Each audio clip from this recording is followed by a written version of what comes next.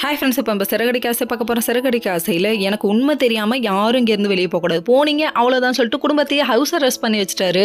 பண்ணி வச்சது மட்டும் இல்லைங்க, நம்ம மனோஜ் ஒரு பக்கம் இங்கே இருந்தால் மாட்டிக்கோமோன்னு பயந்து நான் கிளம்புறேன், எனக்கு நேராகுது ஷோரூம் திறக்க அப்படின்னு சொல்லிட்டு ஓடுறாரு. கண்ணா நீ என்கிட்ட இருந்து தப்பிக்கவும் முடியாது, ஓடவும் முடியாது, ஒளியவும் முடியாதுன்னு சொல்லிட்டாரு. இதெல்லாம் இருக்கட்டும், முதல்ல நீ ஏன் பதறாம நில்லு, நீ தப்பு செய்யலை அப்படின்னு சொல்லிட்டு இவங்க கேட்க, நம்ம விஜயா ஒரு பக்கம் நல்ல பிள்ளைய பெற்ற மாதிரி அந்த பிள்ளைய காப்பாற்றுறதுக்கு எல்லார் மேலேயும் பழிய போடுறாங்க. இதெல்லாம் விட ஹைலைட்டே மீனா கண்டிப்பாக உங்கள் வீட்டில் இருந்து தான் மாற்றிருப்பா அப்படின்னு சொல்லிட்டாங்க. உனக்கு தெரியாமல் கூட நடந்திருக்கலாம்லேன்னு சொல்கிறாங்க. இப்போ முடிவா நீ என்ன தான் சொல்ல வர, உன் தம்பி கூட திருடி இருக்கலாமே அப்படின்னு சொல்கிறாங்க. இப்படி ஒவ்வொருத்தர் மேலேயா பழி போடுறதுக்கு பதில் உன் பையன் தான் செஞ்சாங்கிற உண்மையை நீ ஒத்துக்கிட்டு போகலாம் இல்லாமல் ஏமா இவ்வளோ அழுப்பையா அப்படி இருக்குது அப்படிங்கிற மாதிரி தான் இருக்குது. ஒருத்தவங்க உண்மையாக இருந்தாங்கன்னா அவங்கள ஏமாத்துறதுக்காக பல பேர் பலவிதமான வேலையை பார்ப்பாங்கன்னு இதுலேருந்து தெரியுதுங்க. இது வீட்டுக்குள்ளே மட்டும் இல்லைங்க, இது வேலைக்கு போகிற இடத்துலையும் கண்டிப்பாக நடந்திருக்கும். இது எல்லாரோட லைஃப்லையும் நடந்திருக்கக்கூடிய ஒன்று. சரி என்னன்னு பார்ப்போம். இதுக்கப்புறம் வந்துட்டு இப்போ நீ உண்மை ஒத்துக்க போறியா இல்லையான்னு சொல்லி கேட்டால் முடியவே முடியாதுன்னு சொல்லிட்டு கிளம்பிட்டாங்க.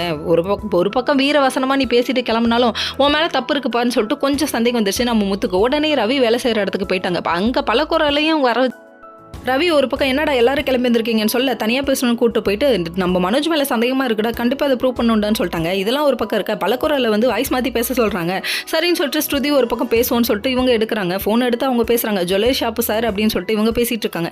பேசிகிட்டு இருக்க கேப்பில் இவன் வலையில தன்னால் வந்து விழுவான், நீ கவலைப்படாமல் பேசி கொடுத்துட்டுருன்னு இவங்க ஒரு பக்கம் சொல்ல, ரோஹிணி ஒரு பக்கம் என்ன பிளான் பண்ணுறாங்க, அவங்க பிள்ளைகிட்ட பேசிகிட்டு இருக்காங்க. இப்படி புருஷனும் பொண்டாட்டி மாற்றி ஃப்ராட் பண்ணுறீங்களே, தப்பு இல்லையாமா அப்படிங்கிற மாதிரி இருக்குது.